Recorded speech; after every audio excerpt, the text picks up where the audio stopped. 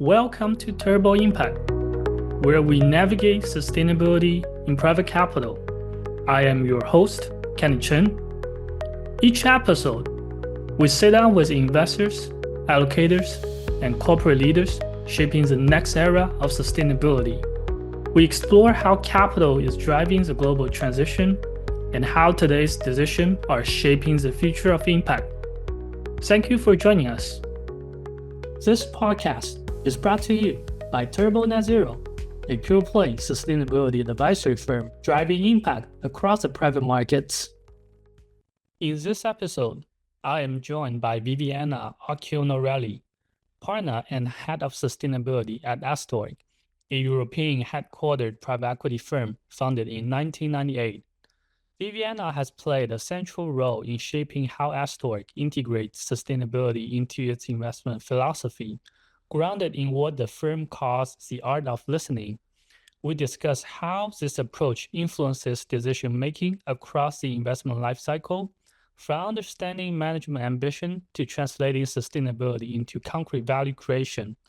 We explore why climate becomes such a foundational pillar for Astorg, how the firm moved early to commit to science-based targets at the fund level, and how Viviana has helped drive decarbonization across portfolio companies through disciplined playbooks and engagement. We also touch on how sustainability tools like EcoVadis and the sustainability-linked loans support execution, and how she thinks about emerging priorities such as biodiversity, regulation, and evolving role of impact in private equity. Here's my conversation with Viviana Occhionorelli. Hi, Viviana. Welcome to Turbo Impact Podcast. Thank you so much, Kenny. Thank you for this opportunity. Can you start by telling us about your role at Astorg? Absolutely. So currently I'm a partner at Astorg. I lead our sustainability work. So actually my job is to make sure sustainability is part of how we invest and how we create value. It's not a side topic. It's really built into the way we run deals and support our companies. And actually I spent my whole career in sustainability. I've been at Astorg for the last 8 years. Before I worked in large corporations in the electronics industry. And today I report to our CEO and I'm part of our portfolio performance team, which is very important because it really keeps sustainability very close to value creation. On a day-to-day basis, I work with our investment teams from the start of the deal process, from screening to due diligence. And we identify what is material for the business model, what the risks are, what the value creation story is. And after we invest, actually, that's the core of my work, is helping companies driving sustainable transformation in a way that it's integrated in their value creation plan. And we don't do this alone. We are actually a team of 6. So the sustainability team at Astorg, 4 of us work directly with companies on strategy and execution. 1 person focuses on compliance and reporting, which is very important if you're a European GP. And then I have a person that drives events and communications. And I'm really proud to say that we build a lot of internal capability because it's not just the job of the ESG team. It's, we train every year 100% of our investment team. We run multiple sessions to make sure deal teams use sustainability as a value creation lever, not just to report. For the overview, Viviana, Astorg often talks about uncovering value through the art of listening. How does this philosophy shape your sustainability strategy across the investment life cycle? So for me, the art of listening is exactly how sustainability it's useful, because you start from a checklist and you end up producing a lot of documentation, but you might also end up not changing really the business. But when we start listening, it's really we start understanding how value is created in the company, what the customers care about, what is changing in the market, what are the cost drivers, what are the pressure points in the supply chain, what is management prioritizing. So we get all this information by listening to them. We work alongside the management teams to shape the recommendations that are aligned with what's material for the company and the customers. And so this way it keeps sustainability credible internally. And we embed all of this into the life cycle. So during due diligence, we look at the risks and the opportunities. We integrate sustainability in the commercial view through the commercial due diligence. We look at sustainable revenue growth, revenue at risk, industry trends, market positioning. And after closing, we focus on the execution, on governance. And again, here we always make sure we have an executive sponsor for sustainability in the executive team of the company. We make sure there is budget and that metrics can be monitored over time. So again, for professionals like me, the key is proportionality. So we tailor everything to materiality, and so we push hard where it matters, and when it doesn't, we keep it lighter. That's good to know. Understand that you were also among the earliest private equity firms globally to commit to science-based targets at the fund level. Can you tell us why climate is so material to your strategy? Yeah, definitely. And I'm very proud of how far we have come when it comes to climate and decarbonization. So, climate became very central for us because it's a risk topic. Climate risk impacts our companies, but also it's a value topic. So it affects really every business in our portfolio. So when it comes to the risk side, we have regulation, carbon pricing, physical risks, like extreme weather events, and those can really hit, the cost, the continuity, and the valuation of our companies. And on the value side, climate action can really unlock efficiency gains, resilience, competitive advantage for many of our portfolio companies, like pharmaceutical companies. It really impacts positively healthcare value chains. It can become directly linked to commercial credibility and customer retention. And also climate was very important for us because it's also driven by LP expectations. So decarbonization is one of the most common questions we receive from LPs. And we received plenty of questions about carbon emissions in the portfolio. So when we started this journey 8 years ago, we started by measuring portfolio emissions using activity-based data with specialized consultancy. And then we worked together with the International Climate Initiative, which is an international initiative on climate. And back then, the idea was to be part of the first private equity guidance by SBTi. So we decided to be part of the group testing the guidance. And we saw an opportunity to adopt a clear framework in P and to use it to drive consistent decarbonization across our portfolio. And we are very proud of where we got to after that, because we now can point to tangible progress. Since 2025, 88% of our invested capital and 81% of portfolio emissions are covered by validated science-based targets. So we came a long way, and we're really proud of our achievements. So that is impressive progress so far. And Thanks. Thank you. And through your journey, could you share what part of your playbook for driving the decarbonization across your portfolios were proven to be effective? Definitely. So I think what worked best for us was really combining structure with practical support. So we strengthened the data foundation. As you know, if you cannot manage it, you cannot measure it.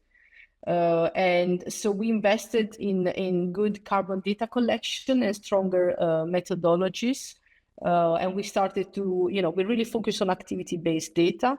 And then we focused on providing tools for the company. So for example, we have built a decarbonization playbook, a decarbonization lever library so that companies don't have to start from scratch. We help them identifying what levers matter the most for their carbon footprint, energy efficiency, renewable energy, electrification.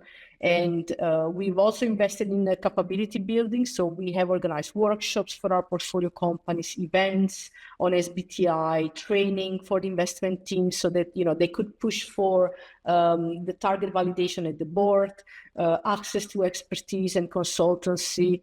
And governance was very important. So making sure that the board has a lot of visibility on the project, that they approve the budget on decarbonization, there is a clear ownership.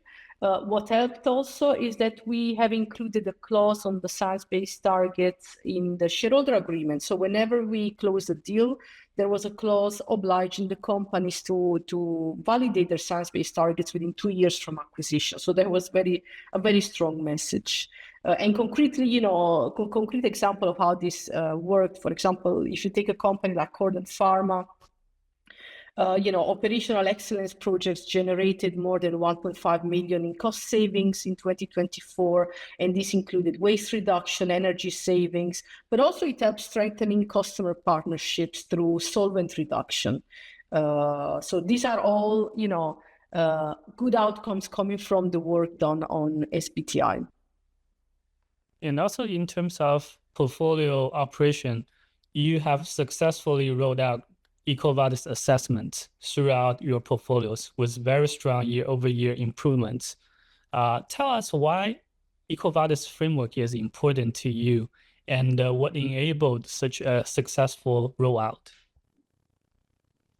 Yeah, indeed. So we started working with EcoVadis 5 years ago. So we were looking for a tool to really engage our portfolio companies on sustainability and to drive transformation. So what we liked is that, it's a very practical tool and also widely recognized, especially in the business to business markets where customers often ask as part of the procurement process.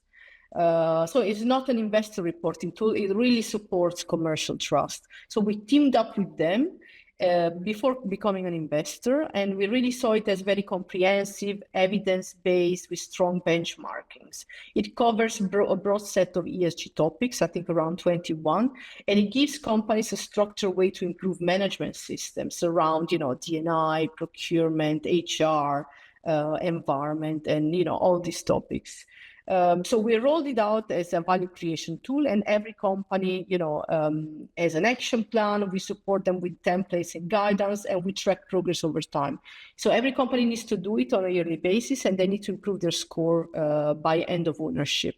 And the results are quite strong. So far we have assessed basically almost all our companies, 29, 93% improved or maintained performance versus their previous score. 100% are at above industry benchmark. And the average increase of score since acquisition is 27 points, which is a lot. So it's great. It really helped us create a common language across the portfolio, what good looks like, what evidence is needed to prove your score, and how to prioritize improvement. And it was a great way also to kind of provide competition among the deal teams.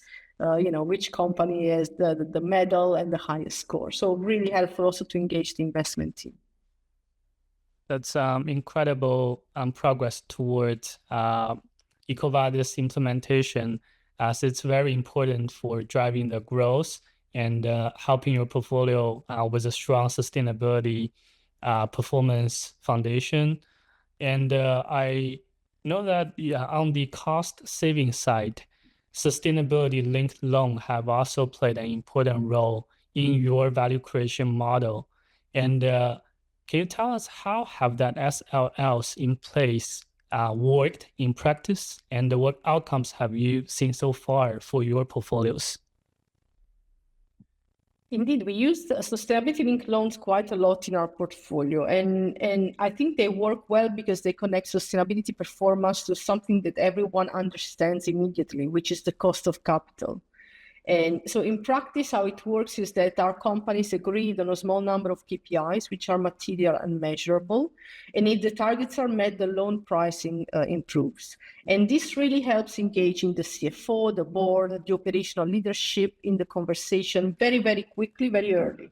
So it's no longer an ESG topic, it's really a performance topic, and really gets the attention of management at the beginning of the ownership period. And to embed it early and not after, which really makes a huge difference. And we've seen, meaningful outcomes from our sustainability-linked loans. So we have currently 7 running, with more to come, and we have achieved 9 million euros in savings across the portfolio. So really something tangible that we can measure. And so, just to give you some examples of KPIs we use in SLLs, we use EcoVadis quite extensively, but also we have KPIs around diversity and inclusion, like diversity in the leadership teams or the achievements of ISO management, ISO certifications, or also for example, targets around decarbonization. That's very strong and tangible results. And I want to focus on the biodiversity right now, as we see biodiversity is rising quickly on the sustainability agenda. How do you see nature-related risk shaping investment decisions and the portfolio risk management in the coming years? Yeah, indeed. So biodiversity is I would say, is becoming increasingly similar to climate risk. So something you need to understand as a financial and operational topic, not just environmental. So nature-related risk can show up as higher raw material costs, supply disruption, water stress, change in regulation, reputational risk, and it really depends on the sector as well. It's very location and supply chain specific, and makes it harder to measure, but also harder to ignore. So what we've done at Astorg, we have built our approach in steps. So mapping dependencies and impacts across the portfolio. We have prioritized those companies with high exposure. And then we moved into practical casework and financial quantification. And, you will find an interesting case study on our sustainability report 2025. We have our food company, Solina, and, there was the case study for 2025 where we believed it was highly material. So in the biodiversity work, one of the key priority risks identified was the potential increase in raw material costs, and the recommended actions were very practical. For example, increasing traceability, implementing broader assessments across commodities and suppliers, and internal and more level awareness and trade. Given that your portfolios have already pulled very strong results, and we know it's a step-by-step change. So currently, where do you find your portfolios struggles the most when it comes to the sustainability agenda? And what kind of strategy work the best to support them on the topic? So I would say the biggest struggle is really, the complexity of the topic and the bandwidth. So companies face many frameworks and questionnaires and sometimes limited data. And so this can be, especially for mid-sized company, this can be quite difficult. So what works best for us is prioritization and ownership. So we keep requirements few but very strong. We embed them into the governance, and there is clarity on what is non-negotiable and what we will actively support. So we make sure sustainability is aligned with the value creation process and with commercial due diligence findings. And this really helps us to remove what is not material and focus on what matters. We align a lot with customer requirements. So that's where really sustainability becomes not really a nice to have, but more business critical. And so, we focus on board discussions and making sure that it's an executive sponsor, proper governance, budget, roadmap. And so it's really important, again, to link it to customer expectations, market expectations, and really on focusing on materiality. And that really, helps us to make it to engage the companies. Europe's sustainability regulations are reshaping expectations for companies. How are these developments influencing your work, and as how you prepare your portfolio companies for the step change in reporting and governance? So yes, regulations in Europe indeed, they really put a lot of pressure on companies. And so we support a lot our companies, which are mostly European based, by clarifying responsibilities, strengthening the board level reporting, improving the data. So data are very important. We focus a lot on the data quality. So the goal is that reporting becomes the output of good management, not an end in itself. We are also strengthening the due diligence and monitoring on topics that regulators focus in, are focusing on, for example, human rights, forced labor. Just to give you an example, in the legal due diligence, we review policies, procedures, and controls related to forced labor compliance.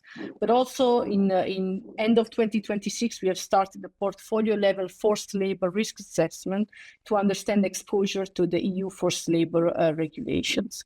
But we also organized a lot of trainings and workshops with our lawyers to train our portfolio companies on what are the upcoming regulations that impact our companies, and to give, being EU-based companies, we have many requirements that impact them. The carbon adjustment mechanism, ROS, REACH, the waste regulations. So a lot of regulations really impacting our companies. Now, I have to say, since the simplification of CSRD, we used to have more companies under CSRD. Now we have less, but still 1/3 of our portfolio is under, needs to report against CSRD requirements. So we are still focusing on it. And we're still making sure our requirements, EcoVadis, science-based targets, D&I, quality of data, we make sure these requirements align with what EU regulations is asking. We also see the LP expectations have evolved rapidly in recent years.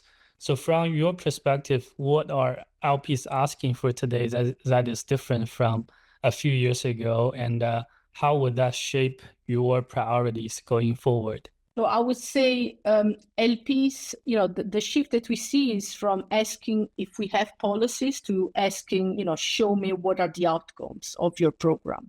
So we see more and more that LPs want evidence that sustainability is embedded into the investment process and it's linked to financial performance. They want more granularity, they want more company level details and data, more consistency, more proof behind the claims. This aligns with the broader investor expectations. Many LPs view sustainability as a priority, and they want stronger integration on GP reporting. They want to see measurable results rather than just disclosure. And, for us, this has pushed two priorities internally, which is to strengthen the data foundations, to build a stronger case for, ESG to return on investment. So to build more evidence around concrete examples of, revenue margins, cost savings, capital efficiency. Impact investing is gaining traction across private markets. How do you see impact fitting into private equity strategies? And where do you draw the line between ESG integration and the intentional impact? So I think it's important to, be clear about the definitions around impact investing and ESG integration. So ESG integration is about making companies stronger, managing risks, and capturing the opportunities that affect performance and the long-term value. So that's something we apply, as I mentioned, broadly across the portfolio. And impact, on the other hand, is more intentional. So you invest with a clear goal to create a positive outcome, and you measure that deliberately. So sometimes these can overlap, especially in sectors like where we invest, like healthcare, or where business models support transition outcomes.